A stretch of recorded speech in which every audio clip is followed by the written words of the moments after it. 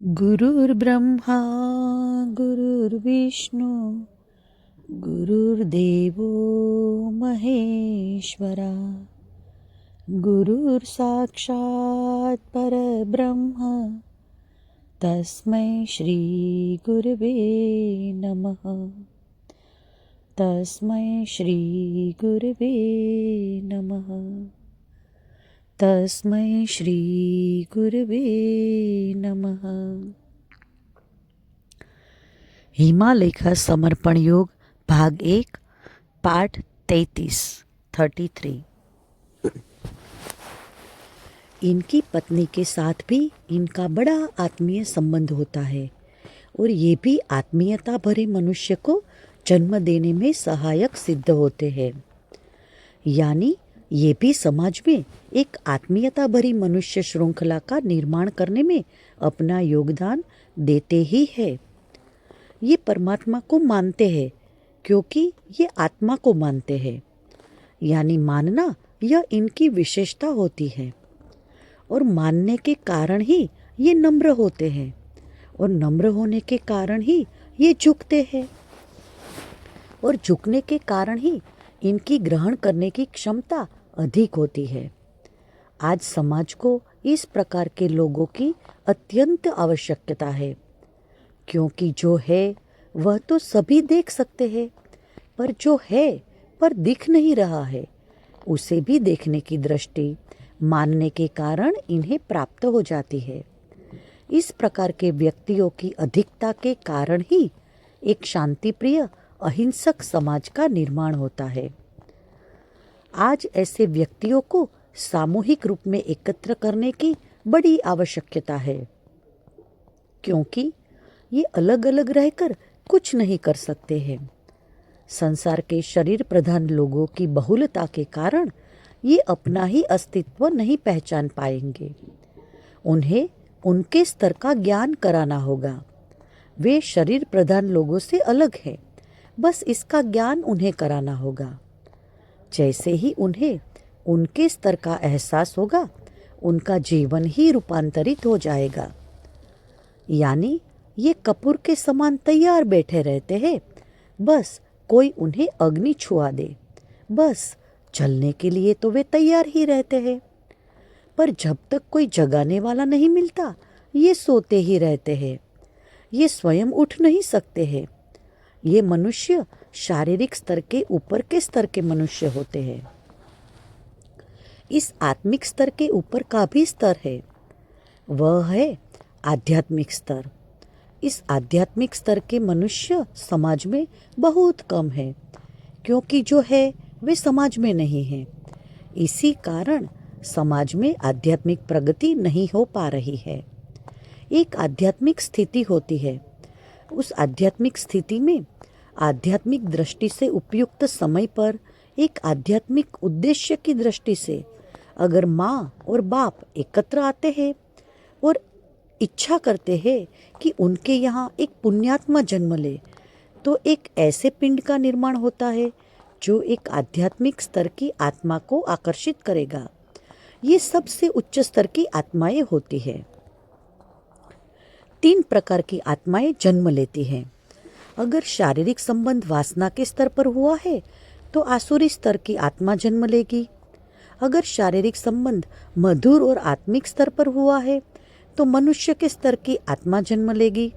और इस आत्मा को अगर आसुरी आत्माओं की सामूहिकता मिलेगी तो आसुरी आत्मा बनेगी, और अगर पुण्यात्माओं की सामूहिकता मिले तो पुण्यात्मा बनेगी। और तीसरा स्तर होता है कि शारीरिक संबंध ध्यान की उच्च आध्यात्मिक स्थिति में हो जाए, तो ऐसी उच्च अवस्था में हुआ संबंध देवी आत्माओं को जन्म देगा। सब कुछ माता पिता की उस समय की स्थिति पर ही निर्भर करता है। इसी कारण एक ही माता पिता की संतानें घर के समान संस्कार होने पर भी देवी आत्मा, मानवी आत्मा और असुरी आत्मा होती है। मनुष्य विश्व का एक प्रमुख अंग है, क्योंकि मनुष्य के कारण विश्व का निर्माण होता है। पिंडे ब्रह्मांडे, ब्रह्मांडे पिंडे, यानी जो ब्रह्मांड में है वही पिंड में भी है। जो पिंड में है वैसा ही ब्रह्मांड में है। अगर ब्रह्मांड को ठीक करना चाहते हो तो पिंड को ठीक करो, ब्रह्मांड ठीक हो जाएगा। अगर विश्व में शांति चाहते हो तो पहले उस विश्व शांति की शुरुआत आत्म शांति से करनी होगी, और उस आत्म शांति की शुरुआत अपनी आत्म शांति से करनी होगी, और आत्म शांति उचित आत्माओं के आगमन से होगी।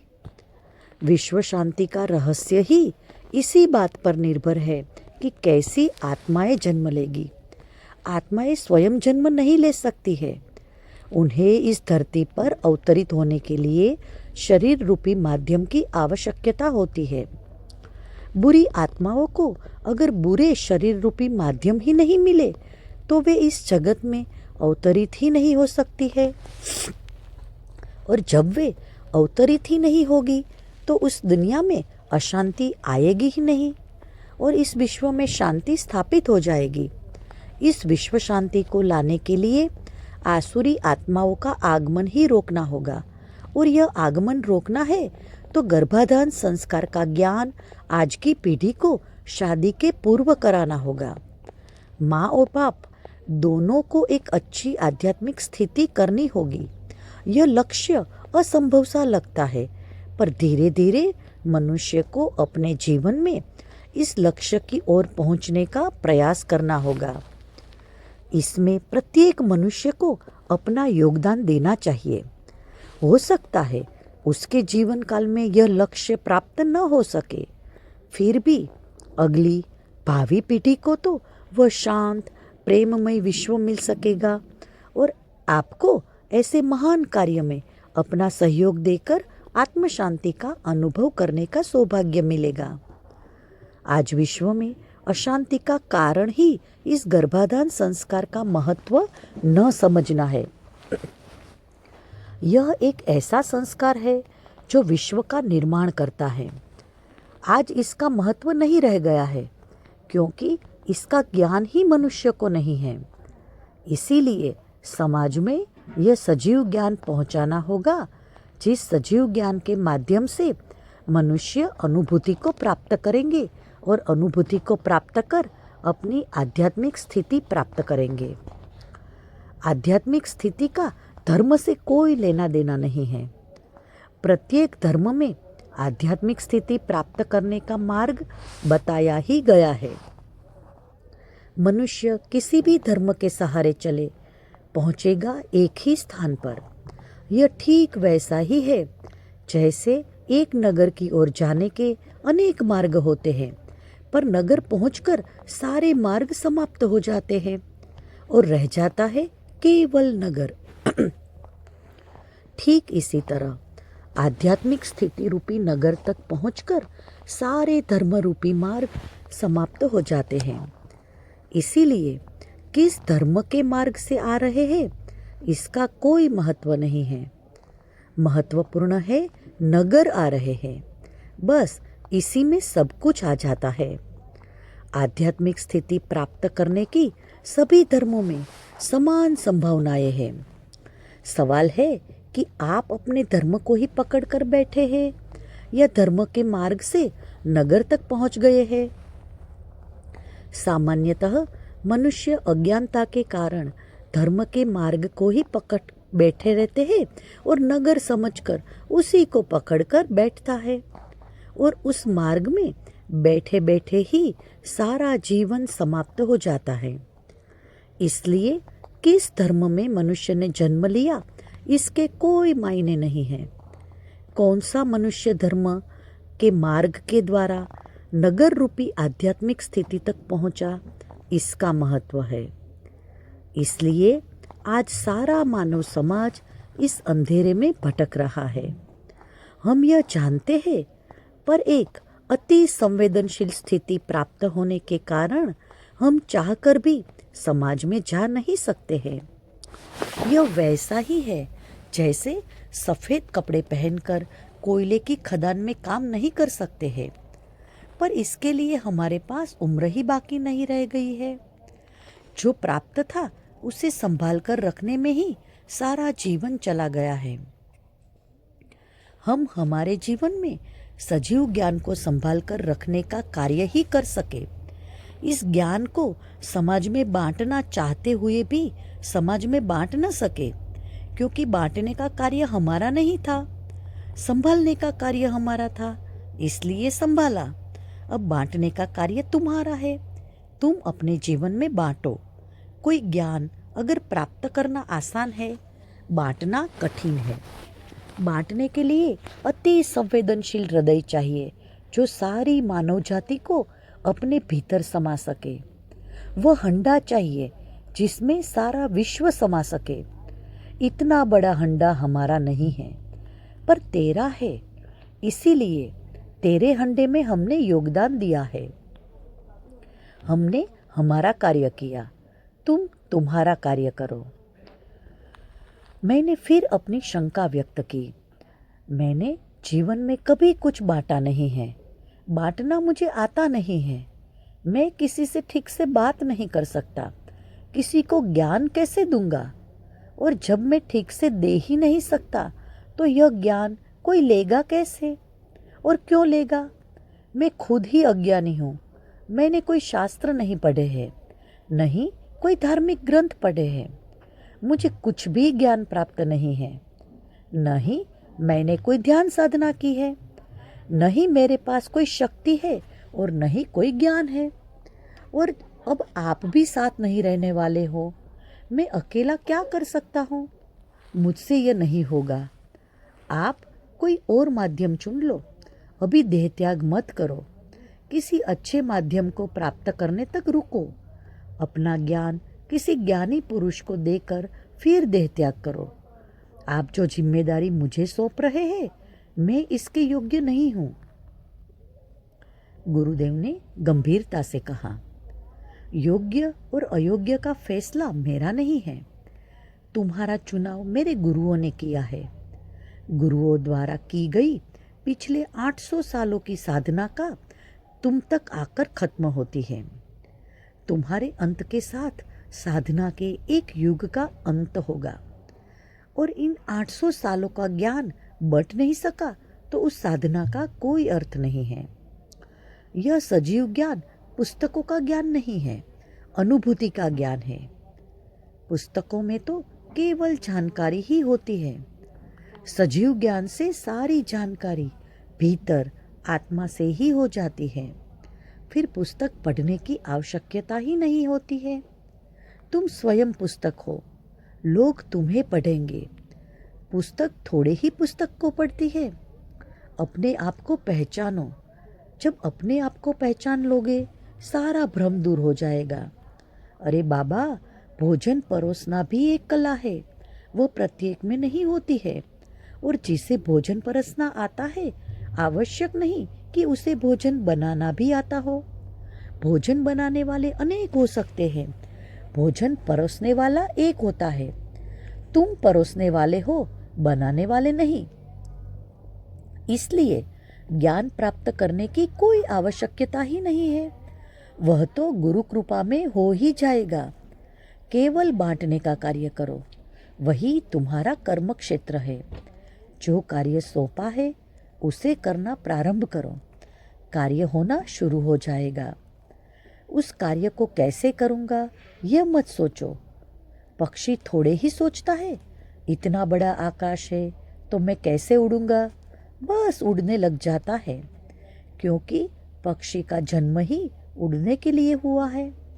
वैसे ही 800 साल की इस साधना की समाप्ति तुम्हारे हाथों से ही होगी। इस ज्ञान यज्ञ में अंतिम आहुति तुम्हारे द्वारा ही डाली जाएगी। यह पूर्व निश्चित है और तुम्हारे जीवन का यही उद्देश्य है। और यह कार्य मैं कैसे करूँगा, यह शरीर के अहंकार का भाव है। उस मैं को छोड़ो तो सारी स्थिति साफ हो जाएगी। यह कार्य तुम करने वाले नहीं हो, यह कार्य तुम्हारे माध्यम से संपन्न होगा। अरे बाबा, 800 सालों के ज्ञान का यह भंडार तुम कैसे बांट सकते हो?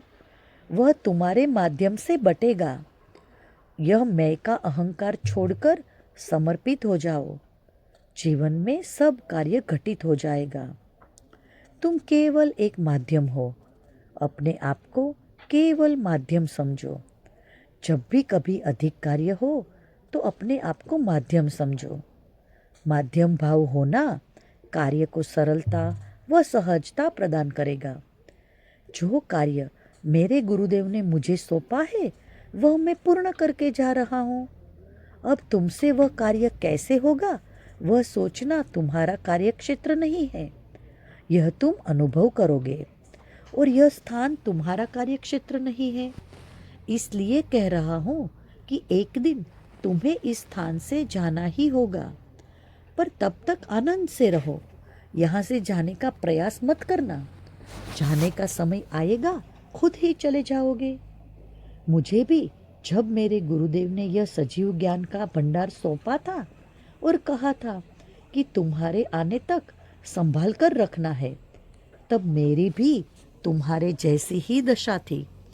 कुछ मिला ही नहीं है ऐसा लगता था, तो फिर संभालूं क्या। पर जब तुम्हें प्रदान किया तब देते समय पता चला ज्ञान का कितना विशाल भंडार था। क्योंकि जब आया तो मेरे प्रयत्न से नहीं आया, और जो आया वह गुरु कृपा में आया। इसलिए आते समय पता भी नहीं चला था कि कुछ आया है, पर जब दिया तब पता चला कि क्या आया था। ठीक वैसा ही जब तेरे माध्यम से विशाल स्तर पर कार्य होगा तब पता चलेगा कि कितने विशाल स्तर पर आया था। फिर अंधेरा होने लग गया और हमने विश्राम का निर्णय लिया। गुरुदेव के साथ समय कब बीत जाता था पता ही नहीं चलता था। सुबह सुबह ठंडी ठंडी हवाओं के कारण नींद खुल गई। पहाड़ी का शिखर होने के कारण बहुत ही ठंडी हवा थी और हमारे पास तो ओढ़ने बिछाने के लिए कुछ भी नहीं था। गुरुदेव तो शांत सोए थे। वे सोते थे तो लगता था एक नन्हा सा शिशु शांत चित्त से सो रहा है। उनको सोए हुए देखना एक अलग ही अनुभव था। फिर थोड़ी देर बाद वे भी उठ गए। अब मेरे पास समय बहुत थोड़ा रह गया है। आज तुझे मानव जीवन की उत्क्रांति का ज्ञान कराता हूँ। मानव देह परमात्मा की निर्मिति का सर्वश्रेष्ठ नमूना है। अनेक योनियों में जन्म लेने के बाद आत्मा मानव योनि में आती है। उसकी उत्क्रांति अनेक योनियों में जन्म लेने के बाद भी संभव होती है। कई मनुष्यों पर मनुष्य योनि में जन्म लेने के बाद भी पूर्व जन्म के प्रभाव, पूर्व योनियों के प्रभाव पाए जाते हैं। मनुष्य योनि में आने के बाद भी क्रमबद्ध तरीके से उसका विकास होता है, और सारा विकास इन बातों पर निर्भर करता है कि उसे कैसा सानिध्य मिला, कैसी संगत मिली, कैसे माता पिता मिले। ये सब बातें मनुष्य की उत्क्रांति में सहायक होती है। साधारणतः आत्मा प्रथम अत्यंत दरिद्र के घर में जन्म लेती है और 2 समय के भोजन की व्यवस्था में ही सारा जीवन चला जाता है। सारा समय भोजन की व्यवस्था करने में ही बीतता है। ऐसे समय आत्मा इच्छा करती है कि कम से कम 2 समय का भोजन तो ठीक से मिलना चाहिए, तभी आगे कुछ किया जा सकता है। तो अगले जन्म में थोड़ा ठीक सा परिवार मिलता है। 2 समय के खाने की समस्या नहीं होती। कपड़े, मकान, शिक्षा की आवश्यकता होती है। फिर इन सब आवश्यकताओं पर चित्त रहता है तो अगले जन्म में एक मध्यम वर्गीय परिवार में जन्म लेती है। इस जन्म में ये सब बातें उपलब्ध हो जाती है। फिर अधिक सुविधाएं, अधिक धन मिलना चाहिए, ऐसे विचार आते रहते हैं। विचार अधिक आने के कारण कार्य कम ही हो पाता है और विचार करने में सारा जीवन चला जाता है। फिर अगले जन्म में किसी धनवान के यहाँ जन्म लेती है। इस बार सभी आवश्यकताओं को पूर्ण करने के लिए पर्याप्त धन रहता है। फिर भी शरीर की आवश्यकताएं असीमित होने के कारण और भौतिक सुख प्राप्त होने चाहिए और अधिक भौतिक सुख सुविधाएं प्राप्त होनी चाहिए, ऐसी इच्छा रहती है। और वह इच्छा पूर्ण करने के लिए अधिक और अधिक धन होना चाहिए, ऐसी इच्छा होती है। और यह इच्छा रखते हुए मृत्यु हो जाती है। अगले जन्म में अत्यधिक धनवान के घर में जन्म लेती है, जहाँ पर जन्म से ही सारी सुख सुविधाएं होती है। और फिर भी मनुष्य अत्यधिक धनवान होने के कारण अत्यधिक भौतिक सुख सुविधाएं प्राप्त करता है। और अत्यधिक धन और अत्यधिक भौतिक सुख सुविधाएं प्राप्त करने के बाद भी अपने वृद्धत्व के समय यह महसूस करता है, जिस धन को कमाने में मैंने सारा जीवन व्यतीत कर दिया और मैंने सोचा था कि अधिक धन से अधिक सुख प्राप्त होगा, पर सुख तो मुझे मिला ही नहीं। प्रत्येक भौतिक साधन थोड़े समय के लिए सुख प्रदान करता था और उस समय लगता था यही सुख है, पर बाद में पता चलता था कि वह क्षणिक सुख था। और बाद में फिर वही खालीपन, फिर वही नए सुख की तलाश रहती थी। यानी मनुष्य को यह ज्ञान हो जाता है कि भौतिक साधन शाश्वत सुख नहीं दे सकते हैं।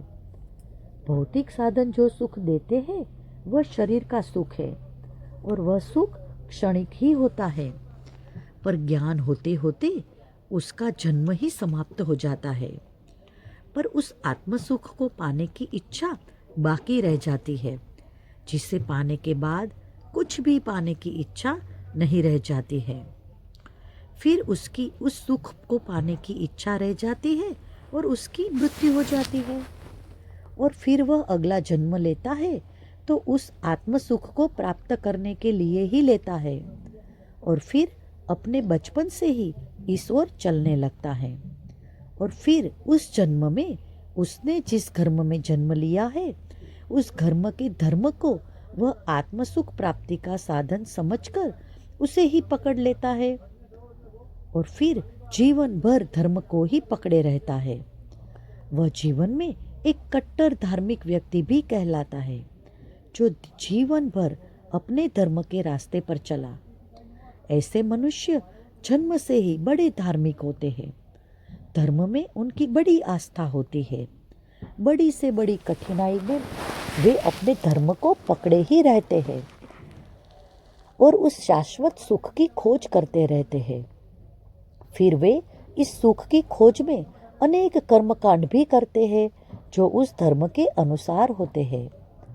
कोई पूजा करता है, कोई प्रार्थना करता है, कोई जाप करता है, कोई हवन करता है। ये सब कर्मकांड उसको थोड़ा सुख देते हैं और उस समय उसे लगता है कि वह उसकी मंजिल तक पहुंच गया, लेकिन आत्मा की खोज बाकी रहती है। यानी शरीर कहता है पहुंच गया और आत्मा कहती है नहीं, अभी आत्मा का सुख और है। और अपने धर्म को जीवन भर अपना कर भी उसके जीवन में पाने के लिए कुछ बाकी रह जाता है। फिर जो बाकी रह जाता है वह है आत्म सुख। फिर वह आत्मा आत्म सुख की इच्छा करने लगती है, फिर मृत्यु हो जाती है। अगले जन्म में अपने अनुभव के साथ रहता है।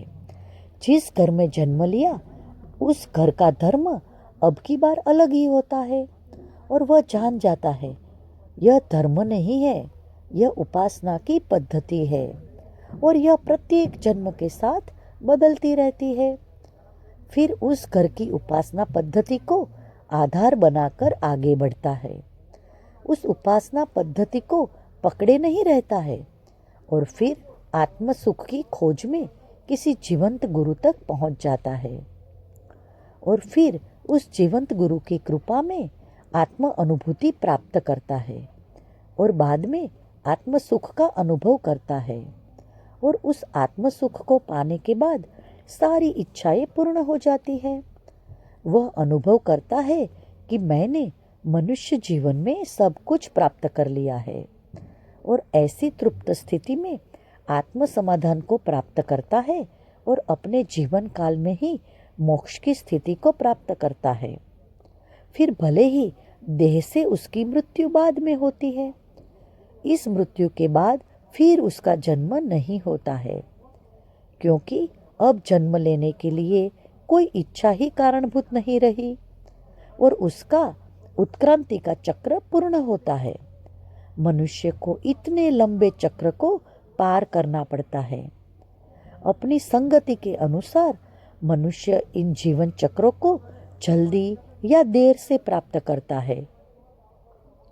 आत्मा किसके सानिध्य में रही, सब कुछ इस पर निर्भर है, क्योंकि अच्छे सानिध्य के कारण आत्म सुख का मार्ग जल्दी भी प्राप्त हो सकता है। पर सामान्यतः मनुष्य योनि में यात्रा इस प्रकार की ही होती है। मनुष्य अपनी इच्छा को पूर्ण करने के लिए ही जन्म लेते रहता है। जब इच्छा ही बाकी नहीं रही तो जन्म का कोई उद्देश्य ही नहीं रह जाता है और यही स्थिति मोक्ष है। अब मेरा अंतिम समय आ गया है और मैंने यह इसलिए बताया कि मैं अपने साथ कोई ज्ञान लेकर जाना नहीं चाहता हूँ। मैं खाली होकर जाना चाहता हूँ। अगले दिन सुबह सूर्योदय के साथ मैं देह त्याग करूँगा और सूर्यास्त के पूर्व ही तुम मेरा दाह संस्कार करोगे। गुरुदेव यह सब बड़ी आसानी से बता रहे थे और मैं था कि गुरुदेव के बिना इस जगत में रहने की कल्पना से ही कांप उठता था। उनके शरीर की कोई गतिविधियां नहीं होती थी, कोई क्रियाकलाप नहीं होते थे, वे पड़े रहते थे, फिर भी मेरे लिए बड़ा सहारा था। इतने बड़े वीरान टापू में वे एकमात्र सहारा थे। कल वे भी चले जाएंगे, यह सोचकर ही मैं अस्वस्थता महसूस करने लग गया। उन्होंने बताया, मेरे देह त्याग के बाद 3 दिनों तक यहाँ रहना, उसके बाद कुटीर में जाकर रहना। देह त्याग के बाद भी 3 दिनों तक मैं इसी स्थान पर रहूँगा।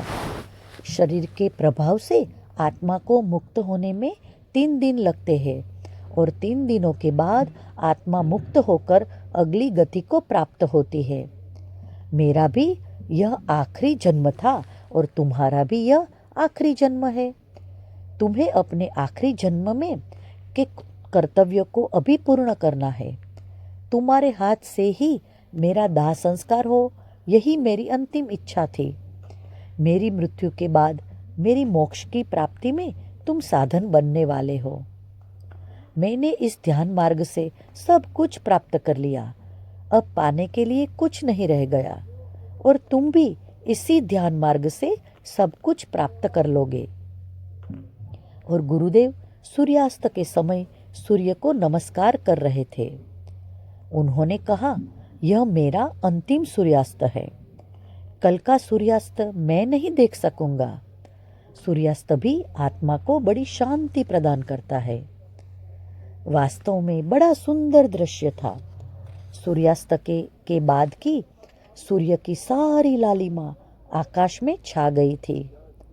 जिस स्थान पर सूर्यास्त हुआ उस स्थान पर गहरे लाल रंग की छटा थी। बाकी सारे आकाश में हल्की पीली व सुनहरी छटा छाई हुई थी। सारे पक्षी भी अपने घरों की ओर लौटकर आ रहे थे। पहाड़ी के शिखर के नीचे घनी झाड़ियां थी। उस जंगल में अपने घोंसलों में पक्षी आ गए थे और उनके बच्चे भी उन्हें पाकर खुश हो गए थे। वे भी बड़ी सुंदर आवाजें निकाल रहे थे। ठंडी हवाएं चल रही थी। सारा आकाश ही सुनहरे रंग का हो गया था। नीचे ब्रह्मपुत्र नदी का वह किनारा दिख रहा था जहां मैं गुरुदेव के साथ नहाता था। आज सब कुछ शांत था, मानो सब जगह सृष्टि गुरुदेव को विदाई दे रही थी। धीरे धीरे पक्षियों की आवाजें शांत हो गई और धीरे धीरे अंधेरा छाने लग गया। मैंने कुछ पत्ते तोड़कर उन्हें अच्छे से छांटकर पत्थर पर कूटकर गुरुदेव को भोजन के रूप में खाने को दिए, पर उन्होंने मुस्कुराकर मना कर दिया और मुझे प्रसाद के रूप में दे दिए और खाने के लिए कहा। उन्होंने कहा, मैं तेरे भक्ति भाव के पत्तों से बहुत खुश हूँ। यह पत्ते तुम ही प्रसाद समझकर ग्रहण कर लो। फिर अंधेरा होने लग गया था। सूर्यास्त पूर्णतः हो गया था। गुरुदेव ने आगे कहा, आत्मज्ञान प्राप्त करना व आत्मज्ञान बांटना ये दोनों अलग अलग क्रियाएं हैं और ये दोनों करने के लिए मनुष्य का जीवन थोड़ा है। तूने मुझे पूर्ण समर्पण किया, वह समर्पण एक व्यक्ति के प्रति नहीं है, एक गुरु शक्ति के प्रति है। तूने इस कार्य में तेरे निजी कर्तव्य भी समाप्त कर दिए। अब उन कर्तव्यों का निर्वाह करने का कार्य मेरा है। एक बेटे का कर्तव्य, एक पति का कर्तव्य, एक पिता का कर्तव्य, वे सब कर्तव्य भी पूर्ण नहीं किए हैं। वे अब मुझे पूर्ण करने हैं। गुरु तत्व की विशेषता है, जिस भाव से तुम अर्पित करते हो उससे 1000 गुना करके वह वापस करता है। वह अपने पास कुछ नहीं रखता है। और तेरी भी इच्छा है ना कि यह ज्ञान जन सामान्य तक पहुँचे। तेरी इसी इच्छा को पूर्ण करने के लिए तुझे वापस समाज में जाना होगा और समाज में आध्यात्मिक क्रांति लानी होगी। और यह क्रांति समाज में सामान्य रूप में रहकर ही लानी होगी। आज समाज में बाहर की खोज चल रही है। यह खोज मनुष्य को भौतिक सुख सुविधाएं प्रदान कर सकती है, पर आत्मशांति नहीं। और आत्मशांति के लिए भीतर की ओर जाना होगा, भीतर की यात्रा करनी होगी। आत्मसुख और आत्मशांति कभी बाहर से प्राप्त नहीं हो सकते हैं। बाहर की यात्रा के साथ साथ भीतर की यात्रा भी करनी होगी, तभी मनुष्य समाज में संतुलित रह सकता है। अन्यथा बाहरी खोज करते करते मनुष्य का चित्त इतना बाहर हो जाएगा कि संतुलन ही समाप्त हो जाएगा और असंतुलित समाज संयम विहीन होगा। और संयम समाप्त होने पर वह अपने आप को ही नष्ट कर लेगा। आज बाहरी खोजों से समाज अपने आप को ही नष्ट करने के साधनों का निर्माण कर रहा है। मनुष्य के प्रयत्न से जो भी निर्माण होगा वह नाशवान ही होगा। मनुष्य कभी भी शाश्वत चिरस्थायी निर्माण नहीं कर सकता है और अस्थायी वस्तुओं के निर्माण से चित्त भी अस्थिर होगा। समाज में सदैव संतुलन बनाए रखना आवश्यक है। समाज में केवल गति की वृद्धि समाज को अस्थिर करेगी। गति के साथ साथ संतुलन भी आवश्यक है और संतुलन बाहर से नहीं हो सकता है। आत्म संतुलन ही वह संतुलन है जो समाज को संतुलित रख सकता है और समाज में रहकर ही संतुलन किया जा सकता है। यह अत्यंत कठिन है, मैं भी जानता हूँ, पर तुम्हें समाज में रहकर यह कार्य करना ही होगा। समाज में केवल यह कार्य ही तो तुम्हें करना है। कार्य करा लेने वाली शक्तियाँ तो दूसरी हैं। तुम्हें कार्य करवाना नहीं, केवल करना है। तुम केवल एक माध्यम मात्र हो, क्योंकि कार्य इतना बड़ा है कि वह कार्य कोई भी अकेले नहीं कर सकता है। तुम भी वह कार्य न कर सकते और न कर सकोगे।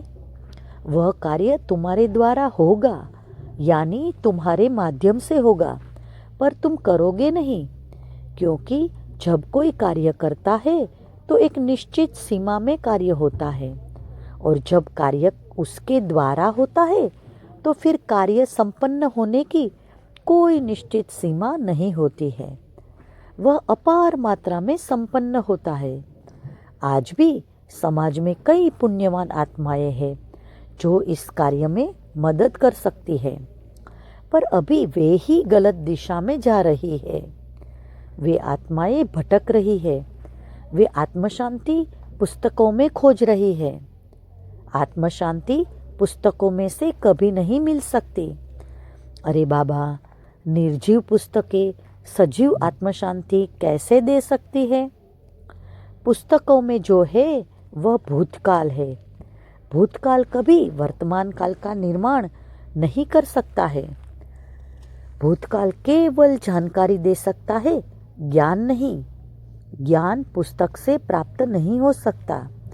ज्ञान एक जीवंत अनुभूति है। वह जीवंत गुरु के माध्यम से ही प्राप्त हो सकती है। आज मनुष्य आत्म शांति पुस्तकों में पढ़कर प्राप्त करना चाहता है। पुस्तकें केवल भूतकाल में क्या हुआ इसकी जानकारी दे रही है। अगर पुस्तकों से ही ज्ञान प्राप्त हो जाता तो शिक्षा में शिक्षक की क्या आवश्यकता ही नहीं होती, जबकि सारी शिक्षा पद्धति शिक्षक पर ही आधारित है। शिक्षक ही समाज का आधार स्तंभ है। इस विश्व में अपनी बात दूसरों के मस्तिष्क तक पहुंचाने की कला केवल शिक्षक ही जानता है। इसलिए शिक्षक के हाथ में ही सारा आधार है। वह चाहे तो अच्छे समाज का निर्माण कर सकता है, वह चाहे तो खराब समाज का निर्माण कर सकता है। निर्जीव पुस्तकें किसी के जीवन में क्रांति नहीं ला सकती है। जीवन में जीवंत क्रांति केवल शिक्षक के माध्यम से ही लाई जा सकती है। तू भी समाज में जा और आध्यात्मिक शिक्षक का कार्य कर। प्रत्येक शिक्षक में एक गुरु छुपा हुआ होता है। किसी शिक्षक से आप कुछ विशेष पाना चाहते हो तो उसके सामने विशेष झुकना होगा, और आप झुकोगे तो आपका झुकना शिक्षक के शरीर के सामने नहीं, शिक्षक की आत्मा के सामने होगा। उस शिक्षक की आत्मा ही कुछ विशेष दे सकेगी। तू समाज में एक सामान्य मनुष्य का चोला पहन कर जा, वैसे भी तू एक सामान्य मनुष्य ही है। अपने सत्य स्वरूप में ही समाज में जा, क्योंकि समाज सामान्य मनुष्य ही है। उससे संपर्क करने के लिए उसके स्तर तक जाना ही होगा, उसके जैसा बनना ही होगा, उसके जैसा कार्य करना ही होगा, तभी मनुष्य से निकटता हो सकती है। मानव समाज का निर्माण मनुष्यों से हुआ है। प्रत्येक मनुष्य समाज का आईना है। जैसा मनुष्य है वैसा ही समाज है। अगर मानव समाज को समझना है तो एक मनुष्य को समझ, वह समाज की जानकारी दे देगा। मनुष्य समाज प्रिय प्राणी है। वह समाज में ही रहना पसंद करता है, और वह वही सोचता है जो उसके आसपास का समाज सोचता है। और समाज के साथ रहते रहते मनुष्य खो गया है। उसका अपना अस्तित्व ही खो गया है और रह गया है सामान्य मनुष्य। वास्तव में उस मनुष्य जैसा बनकर ही सामान्य मनुष्य तक पहुंचा जा सकता है। एक बार तू वहां तक पहुंचने में सफल हो गया तो तेरे भीतर की महान आत्मा अपनी विशालता का परिचय तो सामने वाली आत्मा को करा ही देगी।